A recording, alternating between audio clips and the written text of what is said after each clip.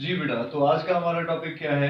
Abnormal development. ALP के मुताबिक इस चैप्टर का ये लास्ट जो हमारा टॉपिक है। बेटा, एबनॉर्मल डेवलपमेंट जो है इसको हम स्टडी करते हैं the study of abnormal development and causing factors या factor causing abnormality is called as teratology। ये जो ब्रांच है ना बायोलॉजी की, that deals with the study of abnormal development and its causing factor। जो different abnormality को cause करने वाले factors हैं उसकी स्टडी का नाम क्या है? टेराटोलॉजी। टेराटोलॉजी किसको बोलते हैं? बायोलॉजी की वो ब्रांच जिसमें हम एबनॉर्मल डेवलपमेंट और उसकी काजेस जो फैक्टर हैं उनको स्टडी करें बेटा, उसको नाम देते हैं टेराटोलॉजी का। अब एबनॉर्मल डेवलपमेंट की बहुत सारी वजूहात हैं। हम उनमें से अगर इनकी लिस्ट बनाते हैं या आउटलाइन बनाते हैं तो हम उसमें देखते हैं कि सबसे पहले हमारे पास है gene mutation, change in gene. Gene के अंदर जीन म्यूटेशन के हवाले से आप लोग देख लें।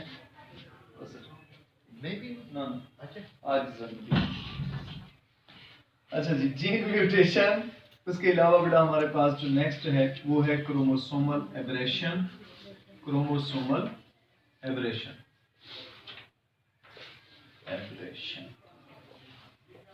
इसी तरह से बेटा हमारे पास जो नेक्स्ट है वो क्या हो सकता है?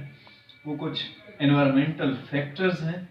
एनवायरमेंटल फैक्टर्स जिनको मिल मिला के हम नाम देते हैं टेट्रोजेंस। ये टेरेटोजेंस है, डॉक्टर बायोलॉजी वाले ने गलत लिखा हुआ है, उसने टेट्रोजेंस लिखा हुआ है। ये टेट्रो नहीं होते, ये होते हैं टेट्रोजेंस। इसी तरह से आप लोग देखें बेटा, आपके पास कुछ न्यूट्रिशनल डेफिशिएंसीज हैं।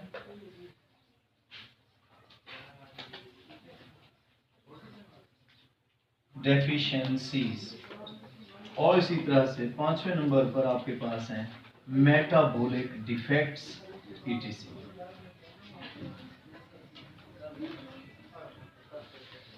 अब देखिए बेटा, ये हमारे पास डिफरेंट काजेज हैं किसकी? एबनॉर्मल डेवलपमेंट की, जो एबनॉर्मल डेवलपमेंट की वजह बन रही है। Gene mutation, chromosomal aberration, environmental factors हो सकते हैं वो जिनको टेट्रोजेंस कहते हैं। इसी तरह से न्यूट्रिशनल डेफिशिएंसीज हो गई, मेटाबॉलिक डिफेक्ट्स हो गए। ये सारी चीज़ें मिल मिला के किसमें वो पार्टिसिपेट कर रही हैं, कंट्रीब्यूट कर रही हैं एबनॉर्मल डेवलपमेंट को। सो इनकी स्टडी करना और साथ में एबनॉर्मल डेवलपमेंट की स्टडी करने का नाम क्या है? टेराटोलॉजी। तो अब हम इनको एक एक करके हम इनको डिफाइन करते हैं। जीन म्यूटेशन, सबसे पहले हम देखते हैं जीन म्यूटेशन। बेटा, म्यूटेशन का मतलब है चेंज।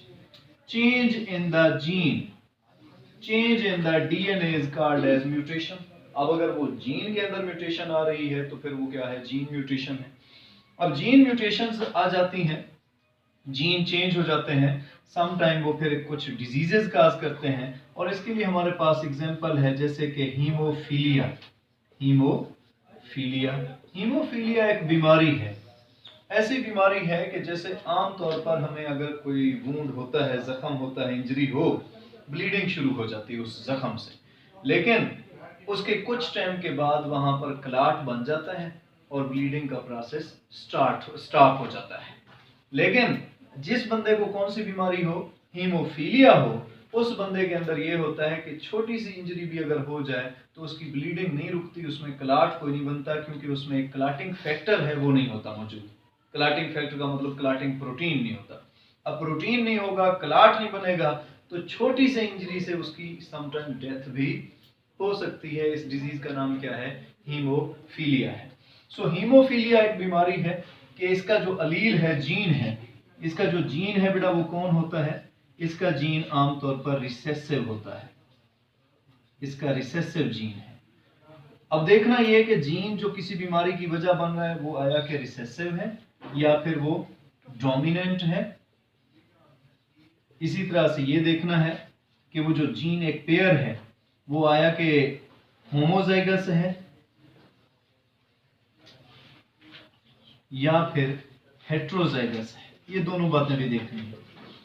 मतलब ये है कि किसी भी किस्म का जीन के अंदर जो डिफेक्ट है, जब वो अगली नस्ल में बच्चों के अंदर जाता है तो उसके बदले में फिर जो डिजीजेस होती हैं उसको आप वजह नाम देते हैं जीन इफेक्ट का या जीन म्यूटेशन का, कि ये चीज जीन की वजह से है। नेक्स्ट है हमारे पास क्रोमोसोमल एब्रेशन। क्या चीज है बेटा? Chromosomal aberration. अब क्रोमोसोमल एब्रेशन क्या चीज है? देखिए, क्रोमोसोमल एब्रेशन का मतलब है चेंज इन क्रोमोसोम स्ट्रक्चर, या फिर क्या, आर नंबर ऑफ क्रोमोसोम। या तो क्रोमोसोम की तादाद के अंदर कमी बेशी हो रही है, क्रोमोसोम्स की तादाद के अंदर, या फिर क्रोमोसोम्स के स्ट्रक्चर में चेंज आ जाए। याद रखो कि हमारे अंदर 46 के 46 क्रोमोसोम्स का मौजूद होना हमारे लिए हेल्थ के हवाले से, सोमैटिकली जिस्मानी लिहाज से, और फिर मेंटली हर हवाले से, रिप्रोडक्टिवली भी, हमारे इन तमाम 46 के 46 जो क्रोमोसोम्स हैं इनका होना जरूरी है। अगर इनमें से कोई एक क्रोमोसोम का कुछ हिस्सा मिस हो जाता है तो फिर उस सूरत में आमतौर पर जो बच्चा माँ के पेट में होता है उसका एबार्शन हो जाता है, वो पेट के अंदर ही मर जाता है, या प्रेगनेंसी मजीद जो है वो बर्थ तक नहीं रहती है। ठीक है, लेकिन अगर जो बच गया जिसके अंदर क्रोमोसोम के स्ट्रक्चर में चेंज आया, या फिर क्रोमोसोम के अंदर क्या हो गया कि उसकी तादाद में कमी आ गई, तो फिर क्या रह जाता है? फिर सिंड्रोम की सूरत में आपके सामने वो चीजें ज़ाहिर होती हैं। सिंड्रोम जो होते हैं वो बिग डिफेक्ट्स हैं, वो ऐसे डिफेक्ट्स हैं कि जिसकी वजह से स्टेरिलिटी भी हो सकती है, मेंटल एबनॉर्मलिटीज भी हो सकती है, और भी प्रॉब्लम्स हैं। तो उसमें हमारे पास सिंड्रोम्स हैं बेटा। सबसे पहले एक सिंड्रोम हम देखते हैं, क्लाइनफेल्टर सिंड्रोम। क्लाइनफेल्टर सिंड्रोम, ये आप लोगों ने क्योंकि चैप्टर जो है सेल साइकिल वाला वो नहीं पढ़ा, इसलिए आपको नहीं समझ। क्लाइनफेल्टर सिंड्रोम एक ऐसा सिंड्रोम है कि ऐसे लोगों के अंदर क्रोमोसोम्स 46 के साथ एक एक्स्ट्रा क्रोमोसोम चला जाता है, लिहाजा उनके अंदर कितने क्रोमोसोम हो जाते हैं? 47 हो जाते हैं। मतलब एक एक्स क्रोमोसोम एक्स्ट्रा चला जाता है, और लिहाजा आप इनको ज़ाहिर करते हैं कि 44 तो इनके हो गए ऑटोसोम्स। मेल और फीमेल में जो क्रोमोसोम 22 पेयर है ना हमारे, वो एक जैसे हैं, लेकिन जो 23वां पेयर है, 23rd पेयर, वो डिफरेंट है। फीमेल के अंदर XX होता है, मेल के अंदर एक X और दूसरा Y होता है, तो उसको हम नाम देते हैं सेक्स क्रोमोसोम। अब सेक्स क्रोमोसोम एक X है मेल में और दूसरा Y है। इनमें क्या होता है कि एक X क्रोमोसोम एक्स्ट्रा आ जाता है, जिसकी वजह से उनके अंदर 3 ये और 44 ये हो गए, तो क्या हो गया? 47 क्रोमोसोम हो जाते हैं, एक X एक्स्ट्रा आ गया। इसको बोलते हैं क्लाइनफेल्टर सिंड्रोम। इसको आम उसमें लैंग्वेज में नर खुसरा कहा जाता है। ठीक है जी, ये नाम है। अब इसमें कोई ऐसी बात नहीं, क्योंकि आप बायोलॉजी के स्टूडेंट है तो बड़ी सिंपल सी बात है, इसमें कोई परेशान होने वाली बात नहीं है। और ये स्टेराइल होते हैं, मतलब ये अपने जैसे बच्चे पैदा करने की सलाहियत नहीं रखते हैं। इसी तरह से बड़ा एक और है, उसको बोलते हैं टर्नर्स सिंड्रोम। टर्नर्स सिंड्रोम क्या है? अब देखिए, एक क्रोमोसोम एक्स्ट्रा जाने से ऐसी खुसूसियत हो गई। टर्नर्स सिंड्रोम को देख लें। टर्नर सिंड्रोम के अंदर 44 ऑटोसोम होते हैं। ठीक है जी, ऑटोसोम कितने हैं? 44, और एक क्रोमोसोम X मिसिंग होता है, लिहाजा X0। तो अब इनके अंदर कितने क्रोमोसोम हो गए? इनके अंदर 46 की बजाय कितना होते हैं? 45। एक क्रोमोसोम मिसिंग होने की वजह से इनका सारा जो बॉडी है, क्योंकि X रखते हैं, सारी बॉडी फीमेल के जैसे होती है, और इनको कॉमन लैंग्वेज में इनको मादा खुसरा कहा जाता है। ठीक है जी, एक नाम दिया जाता है। सारा वो बॉडी स्ट्रक्चर किसके जैसे होता है? खवातीन के जैसे होता है। ये टर्नर सिंड्रोम है। इसी तरह से बेटा एक और सिंड्रोम है, उसको हम समटाइम, बहुत सारे उसके नाम हैं, जैकब्स सिंड्रोम भी कहते हैं, उसको सुपरमैन भी कहा जाता है, इस तरह के नाम है। तो जैकब्स सिंड्रोम, अब जो जैकब्स सिंड्रोम है उसको अगर हम देखते हैं, उसके अंदर ये होता है कि उसमें एक X और 2 Y क्रोमोसोम, मतलब उसमें कौन सा एक क्रोमोसोम एक्स्ट्रा चला गया? Y chromosome extra. ये लोग एंटी सोशल होते हैं, एग्रेशन शो करते हैं। एग्रेशन का मतलब गुस्सा, गुस्सा शो करते हैं, जरा मेंटली तौर पर हिले हुए होते हैं, मेंटली एबनॉर्मल या रिटार्डेड होते हैं, और फिर साथ में एंटी सोशल होते हैं हमेशा, एंटी सोशल। अगर फर्ज करें कि किसी की कोई चीज गली में पड़ी है, बजाय इसके कि जी उसको छोड़ दें या घर वालों को बता दें नाक करके, तो वैसे मतलब भाई आपकी चीज पड़ी, आप मेहरबानी करके उठा, ये खुद उसको उठा के ले जाते हैं। तो इस तरह की बात है, इसलिए हम कह रहे हैं ये एंटी सोशल है। इनको क्रिमिनल माइंडेड भी समटाइम कह देते हैं कि बड़े मास्टर माइंड होते हैं, ये हमेशा नेगेटिव प्लानिंग बड़ी अच्छी करते हैं। ऐसे इंटेलिजेंट हैं कि जो हमेशा नेगेटिव प्लानिंग अच्छी करते हैं, इसलिए इनको क्रिमिनल माइंडेड भी समटाइम कह सकते हैं। ये जैकब सिंड्रोम है, या इसको सुपरमैन का नाम भी दिया जाता है। कद आमतौर पर बड़ा होता है, दिखने में वैसे ही जरा थोड़ा सा चीते नजर आते हैं, यू मे अंडरस्टैंड दैट चीता, तो उस तरह से होते हैं। सो मैंने लफ्ज लिखा ना एग्रेसिव होता है, जरा मेंटली रिटार्डेड होते हैं, वो बंदा पहले भी डरता है कि जी गल है, ठीक है। अब बहरहाल तो ये सारी बातें देखें, ये बेटा ये वाली जो क्रोमोसोमल एब्रेशंस होती हैं एज कंपेयर टू जीन्स के, ये क्या हैं, ये मेगा चेंजेस हैं। मेगा का मतलब होता है बड़ी चेंजेस। सो बड़ी चेंजेस में ये सूरत हाल, पहले तो ये होगा कि बच्चे अगर माँ के पेट में है इस तरह के सिंड्रोम वाले, वो मर जाते हैं, लेकिन जो बच जाते हैं फिर उनके साथ ये वाली सूरत हाल होती है। क्लियर है। फिर उसके बाद है हमारे पास इन्वायरमेंटल फैक्टर्स। बेटा उनको हमने नाम देना है ट्रेटोजेंस का। ट्रेटोजेंस क्या होते हैं?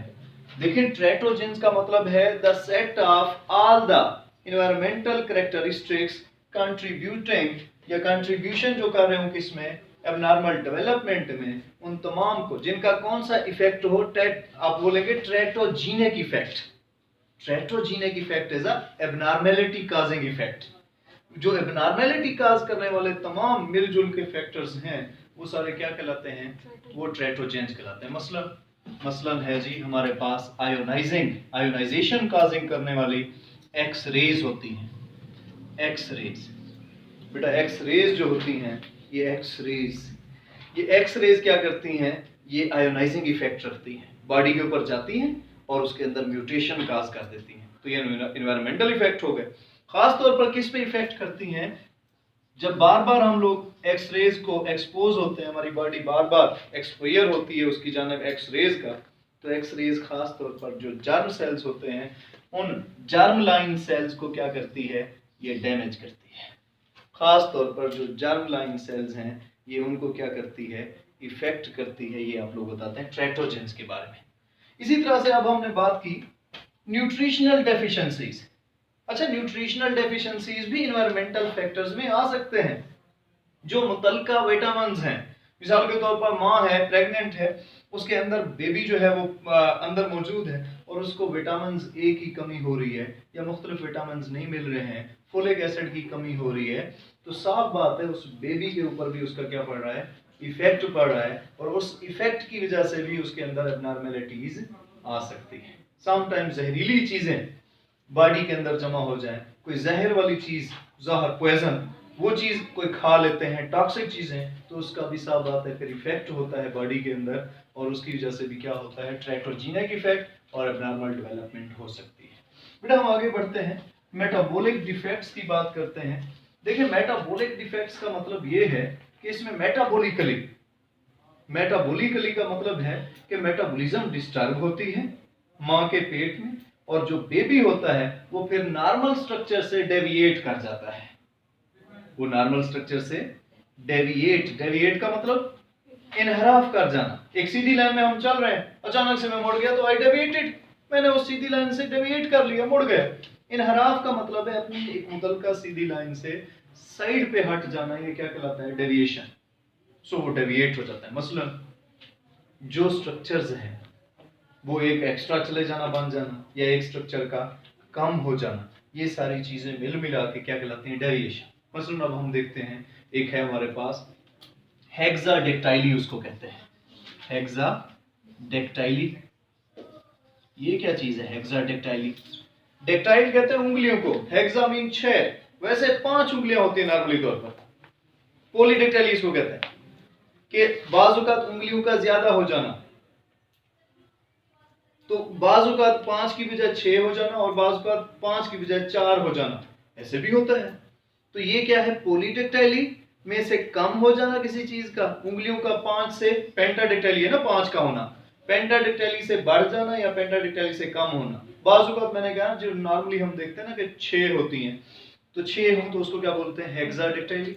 इसी तरह से माइक्रोसेफली एक फिनोमिना है, उसको बोलते हैं माइक्रोसेफली। ये आप लोगों ने पढ़ा था चैप्टर नंबर 2 के अंदर मेरे ख्याल में। खोपड़ी जो होती है वो छोटी रह जाती है, बाकी बॉडी जो होती है वो नॉर्मल होती है, हेल्दी नजर आते हैं, लेकिन उनकी जो खोपड़ी है वो स्मॉल रह जाती है, मतलब मेंटल उसकी जो डेवलपमेंट है वो कम होती है। सो ब्रेन छोटा रह जाना, मेंटली रिटार्डेड होते हैं, ये सारी चीजें भी बेटा किस में शामिल हो जाएंगी, ये भी इसी मेटाबॉलिक डिफेक्ट में। तो इसको क्या बोला, माइक्रोसेफली। ये हो गई माइक्रोसेफली। ये तो ये सारी चीजें भी हमारे पास क्या हो गई हैं, हमारे टॉपिक का हिस्सा है। ये क्या बनती हैं, एबनॉर्मल डेवलपमेंट का हिस्सा है। आज तक हमारा यहाँ तक टॉपिक था। कोई आपका क्वेश्चन